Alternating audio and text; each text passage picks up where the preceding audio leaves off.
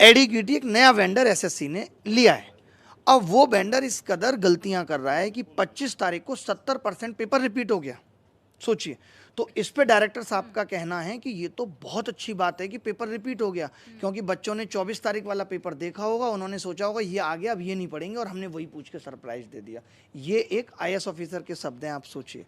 ये आपको जवाब दिया गया? जवाब दिया गया। मैंने कहा आप ये जब तक गलत सवाल आपके बंद नहीं होंगे, जब तक आप 100 रुपये वसूलते रहेंगे। तो उन्होंने कहा आप ये शब्द वापस करिए कि हम वसूल रहे हैं, पैसा हमारे पास नहीं जा रहा है, ये सरकार के पास जाता है, उससे रोड बनती है।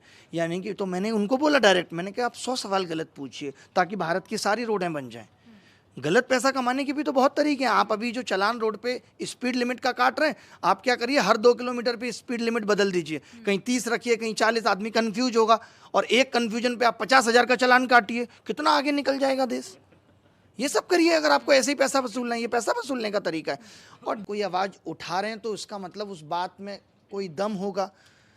हम तो बल्कि इनकी खराब एजुकेशन पॉलिसी की वजह से ही हम लोग टीचर बने हैं। अगर ये लोग 12th क्लास तक सही तरीके से पढ़ा दें गणित, तो हम लोगों को अलग से बच्चों को सरकारी नौकरी की तैयारी करने के लिए गणित पढ़ाने की जरूरत नहीं है। तो इनको पूछना चाहिए था कि भाई बताइए, 4 लोगों से पूछ लेते, 2 लोगों से पूछ लेते, 5 लोगों से पूछ लेते कि आप क्यों ये आवाज़ उठाना चाहते हैं। तो ये लोकतांत्रिक देश में बहुत दुख की बात है कि जहां आवाज़ उठे तो उस आवाज़ को अपना पुलिस प्रशासन का इस्तेमाल करके दबा दीजिए। ये मत जानिए कि वो आवाज़ उठी क्यों है।